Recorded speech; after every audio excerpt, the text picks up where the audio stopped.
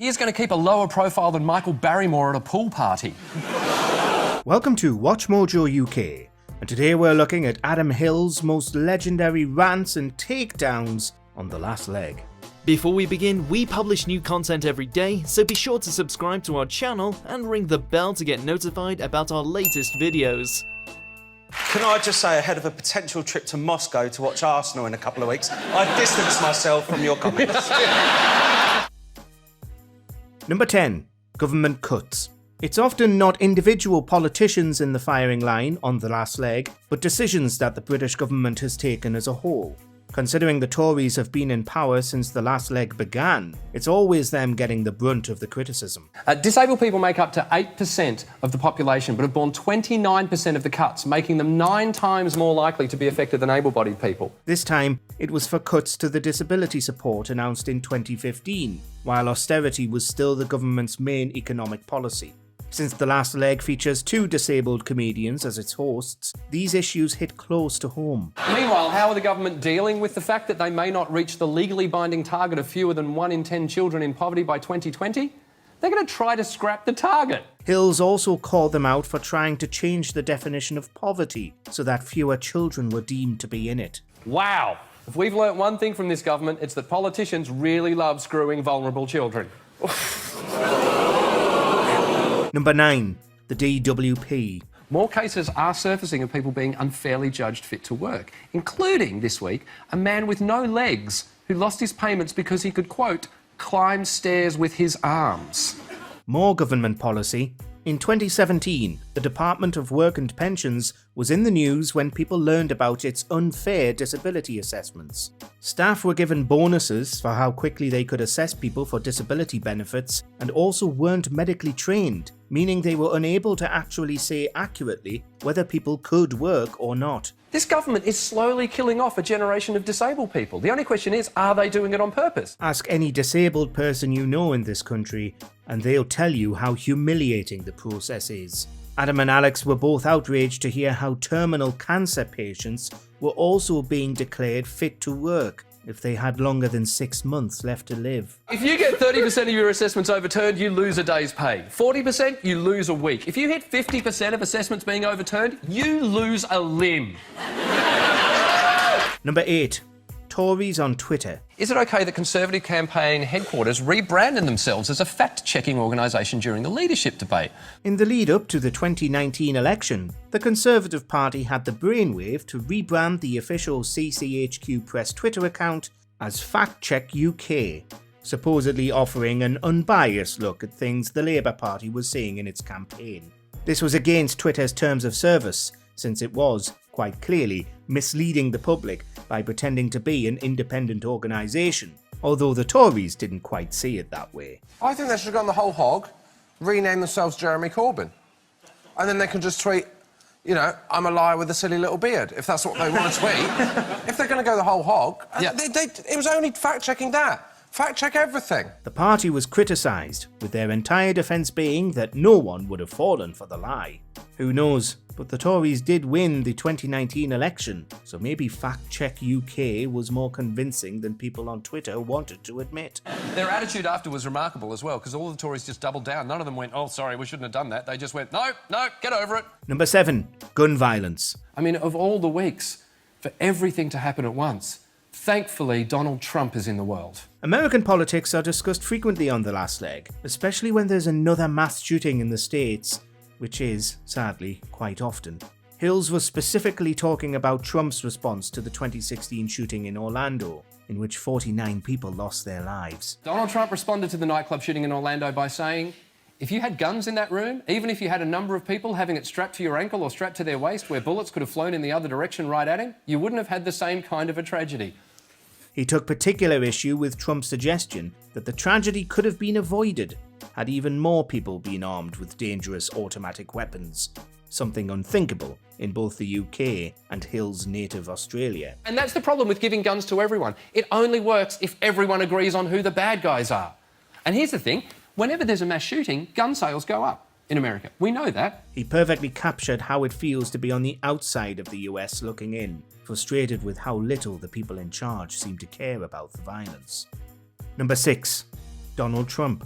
More Trump, only a few months after the Orlando shooting, he emerged victorious in the presidential election. What have you done? You've elected a bright orange cartoon character who doesn't believe in climate change, said he wants to ban Muslims from travelling to America. Adam Hills was one of many public figures reacting to the shock victory, delivering one of his legendary rants.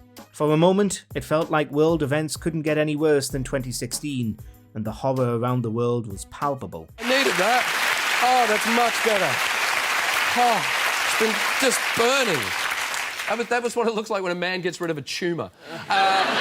People were amazed not only by just how much further America shifted to the right, but by how absurd the US electoral system is in the first place, since Trump got fewer votes than Hillary Clinton, but still went to the White House. Donald Trump is the oldest president ever to come to office, so he may well bring back the afternoon nap. Here's it, hooray! Number 5. Godfrey Bloom. Godfrey hit the news again this week when he declared that women are more suited to, again quote, finding mustard in a pantry than parking a car. A politician too controversial even for UKIP, ex-MEP Godfrey Bloom found himself in a raft of trouble back in 2013, and eventually had the UKIP whip removed after some remarks about women and an incident where he attacked a journalist with a brochure. Bloom said all manner of things about women during his time in the public eye, earning the ire of the last leg, who couldn't believe what they were hearing in the 21st century. You are on, Bloom, you are on. I challenge you to turn up here next Wednesday night, 10 o'clock, live on air. I'll even bring in the sand. When later asked about Bloom having the whip removed, Nigel Farage himself called Bloom old-fashioned for his sense of humour. Hills ended by challenging Bloom to a live fight. Your ass will be kicked from here to Bongo land. You outdated, anachronistic, prehistoric old... Number 4. Vladimir Putin.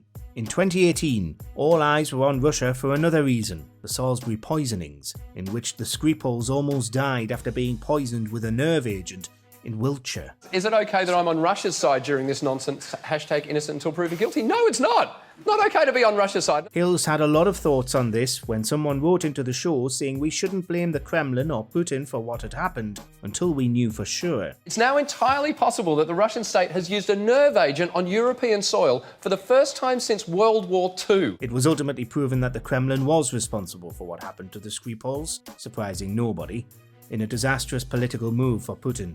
We doubt that Adam Hills ranting on Channel 4 reached him in Moscow, but it certainly affected the Brits who were inexplicably choosing to believe the Kremlin's version of events. Vladimir Putin is not a nice guy. He's not just a wronged man who's misunderstood and is facing down an international conspiracy. Number 3. Dominic Cummings. He gave a press conference in the number 10 Rose Garden in which he claimed he drove to Durham with his wife because she had COVID symptoms and he wanted to be near family in case they needed them for childcare.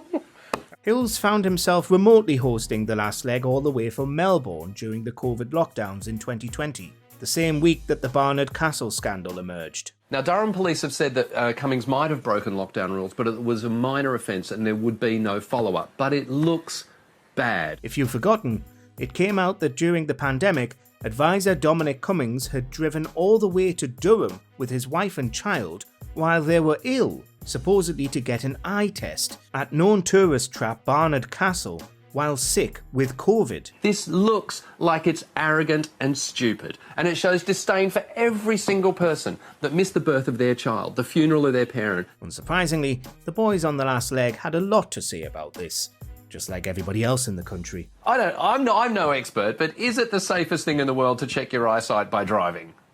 No! Number 2. Nigel Farage.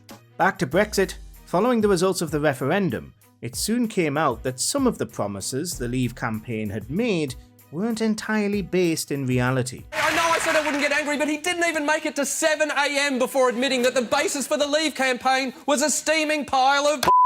Specifically, Hills was talking about Leave's biggest supporter, Nigel Farage.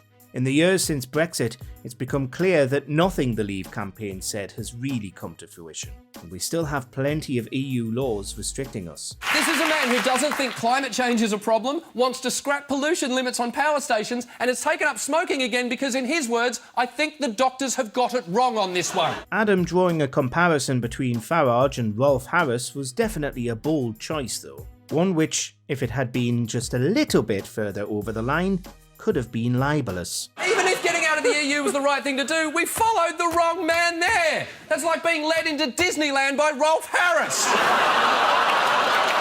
Number 1. Jacob Rees-Mogg. I'm going to make a prediction. You're not going to see a lot of Jacob Rees-Mogg over the next few weeks. Why? Because the Tories are trying really hard to convince you they're not the nasty party. In 2017, the country watched in horror as Grenfell Tower burned to the ground, resulting in the deaths of 72 people. In 2019, Tory MP Jacob Rees-Mogg had a few comments to make about the tragedy, widely regarded as being caused by lax building regulations. Jacob Rees-Mogg said it would be common sense to disobey firefighters' advice during an emergency. You know what I think common sense is? Not saving money by wrapping a building in polyester! He said on the radio that the fire's victims lacked common sense. Of course, this is an appalling thing to say, and Hill suggested that we test whether Rees-Mogg has as much sense as he says by trapping him in a burning version of the Crystal Maze and seeing if he can make it out. Jacob Rees-Mogg is locked in a burning building which is clad in twigs, dry leaves and paper mache. While firefighters give him advice in one ear, Andrew Bridgen is on a landline telling him to go with your gut. Let us know in the comments which comedian you think has the best political commentary. These Australians, they come over here and they have a go at our paedophiles. Do you agree with our picks? Check out this other recent clip from WatchMojoUK and be sure to subscribe and ring the bell to be notified about our latest videos.